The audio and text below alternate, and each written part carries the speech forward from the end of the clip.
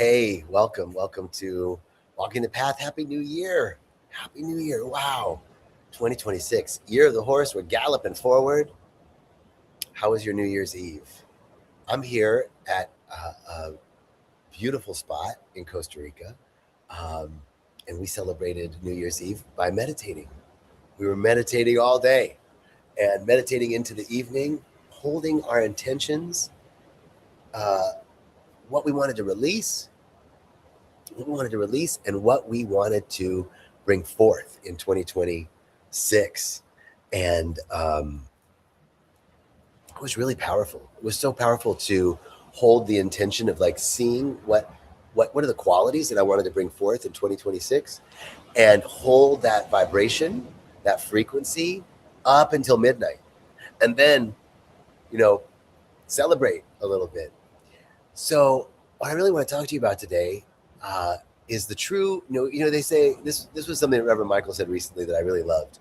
He said, they normally say New Year, New You, Happy New You, and he was talking about the true you. Happy New Year, happy true you, and I really love that because it really is what happens at Rhythmia. It happens in the work that we do in meditation. It happens in the work we do in breath work. That something there's this constellation of personalities, this constellation of masks that we put on that become our personality. And I noticed that I've mistaked the mask for my identity, for who I really am, you know? And so happy true you is really about the truth that's underneath you, the truth that's underneath all that. Michelangelo said of the statue David, I saw the angel in the statue and carved until I set him free. That's really what the true you is. It's like this stuff covered us up, the grit and grime of the journey, the experiences and our perspectives and points of view from these experiences, the way that we have um, retracted, been hurt, uh, been in pain. It's caused us to recoil. It's caused us to hermit. It's caused us to protect ourselves. And this process, the new you, true you, it's not a new you. It's the you that's always been there. It's the me that's always been there. It's becoming uncovered as we do this work, as we meditate, as we do breath work, as we work with plant medicine. We begin to carve away all the stuff that we're really not, that's not us. All the stuff that's not us, not the truth of who we are. So this year, I'd love to invite you on this day. I don't know what you were doing last night or what you're doing today, but it's a beautiful time if you haven't to take a moment and just look back at the year. You can say to yourself, you can take a moment and just get into a meditative state, a few breaths, calm the nervous system down, and then ask yourself, what is it that I am wanting to release in 2026? What do I not want to carry with me into 2026? Is it a habit? Is it jealousy or envy? Is it a certain point of view? Is it a trauma? Is it unforgiveness? Is it something we haven't been able to forgive? This is one of the beautiful things about forgiveness, is that forgiveness isn't about justifying or condoning what someone else did. It's just basically about saying, I'm no longer giving you free rent in my head. I'm no longer going to give my power away to you or to your circumstance or condition. So what is it that you're not wanting to carry forth? You wanting to leave something behind in 2026, 2025? And then what is it that you want to carry forward into 2026? And not from the place of wanting to get something, not from the place of I mean, you can do it for a thing, you can do it for a material object, which there's nothing wrong with that at all. Um, one of the things that I've been working on is the both and, right? The material success and being a beneficial presence, making a difference on the planet. Uh, it can be referred to, Reverend Michael referred to it. I've just been at a meditation retreat with Reverend Michael, so I'm all full of listening to his beautiful insights. And he was talking about spiritual entrepreneurship.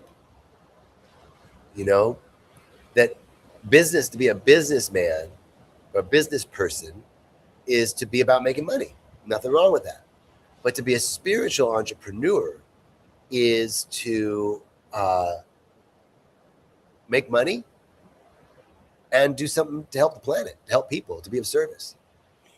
Years ago, he didn't talk about this at this retreat, but years ago he talked about the 4 P's of profit: people, planet, purpose, and profit. You know, if you're just in a business that's about profit only, there's a lopsided nature to that. But if your business and what you're engaged in is about people and the planet and a purpose and profit, that's spiritual entrepreneurship. You know what I mean? That's what I want to be about. What do you want to be about in 2026? You know, there was all sorts of stuff. I'm sure you've heard about the Chinese zodiac. 2025 was a 9-year of the snake, shedding. And this is a new cycle, right? Beginning of a new cycle. This is a 1 year, the year of the horse. And man, I love horses. Y'all love horses? I love horses. Noble animals, right? Noble, majestic, beautiful beings. So in this year of this majestic, beautiful animal, the horse that is powerful, and you know what else I love about horses? They don't take any bullshit, you know? Like, they know if you're not authentic. They have a sense, you know, they really have a sense, and you're at this oneness with them when you're riding them, you know? And horses have this uncanny ability to know. They have a bullshit meter. They have a real bullshit meter, and they know if you're not authentic, you know? So there's something about you're the horse and being true to ourselves, being true to who we are.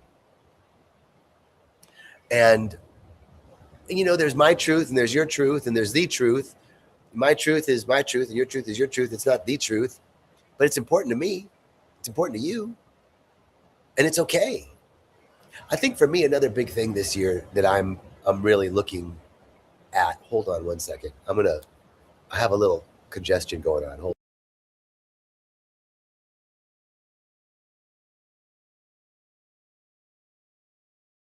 I'm so sorry.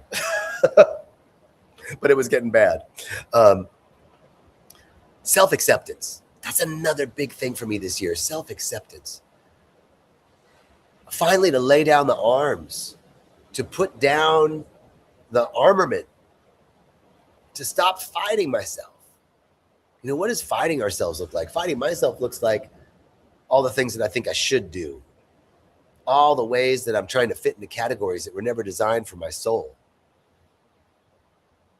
You know, and that's a violence, that's an aggression against myself. I should be able to see around every corner with Jedi precision. I should be able to figure everything out. I should, all that should. I know everybody goes, oh, don't should on yourself, right? But watch how often in your thinking, I've been seeing it in my thinking, that this idea of what should be, how I should be, or it shouldn't be this way, or I should be further along, or I shouldn't still be dealing with this. I should have been over this by now. I should have healed this by now. All of that is such self-aggression. And so I'm wanting to call a ceasefire in my own being, you know? And this isn't a war. This isn't a war like bombs dropping war. This is more like an occupation with guerrilla warfare. You know what I mean? Like that, it's like this low level, constant fighting, but low level with no clear front. That's the inner civil war. No, you should be doing this. We should be doing that. And they're micro. It's like nobody sits there and goes, I really should be doing something different. No, it's just those little micro moments. You see something on Instagram, you read something, whatever cue you get, I notice that's how it works for me. I get a cue, and there's just like a nanosecond of a should. But that gets lodged in my consciousness. So just bringing my awareness to that, to this radical self-acceptance, radical self-love, self-love. I mean, like loving the worst in you. I mean, loving the worst, the thing that you want nobody else to know about you. You got to love that part. I got to love it. Like there's nothing wrong loving all of ourselves. And when we do that, do you know what happens? Immediately, animosity, resentment, judgment, projection all dissipate. They all go away. So this year of the horse, self-acceptance, self-love, the authentic self coming out, unhindered by the opinions and thoughts of others, unhindered by my opinions and thoughts about others, and unhindered by my opinions and thoughts about myself. So, all right, this was a short New Year's message. I just wanted to get on and say many blessings from all of us at Rythmia. Many blessings to you in the coming year, and that this is a year of true self-expression, and more joy, more love, more peace, more divine beauty and intelligence, more prosperity, more dynamic health and harmony than you've ever experienced before. And so it is. Many blessings.